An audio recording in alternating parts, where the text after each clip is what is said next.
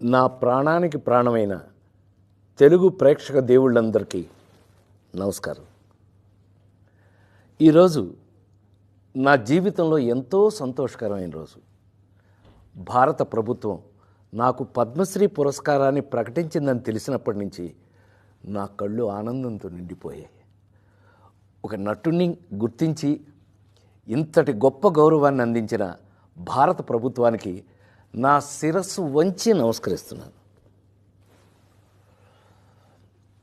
అలాగే నా పేరుని ఈ పురస్కారానికి సిఫార్సు చేసిన ఆంధ్రప్రదేశ్ ప్రభుత్వానికి, పెద్దలందరికీ నా ప్రత్యేక కృతజ్ఞతలు. కానీ నిజం చెప్పాలంటే ఈ అవార్డు నాది కాదు, మీది.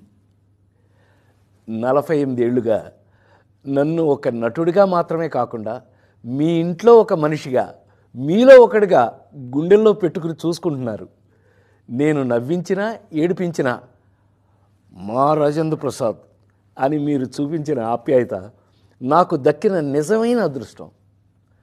ఆ ప్రేమే ఈరోజు నన్ను ఇక్కడ దాకా నడిపించింది. 2 తెలుగు రాష్ట్రాల ప్రజలు నన్ను సొంత బిడ్డలాగా ఆదరించారు. మీ రుణం ఈ జన్మలో తీర్చుకోలేను.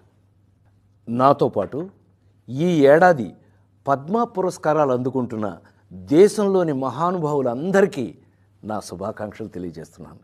మీ ఆశీస్సులు ఎప్పుడూ నా మీద ఇలాగే ఉండాలి.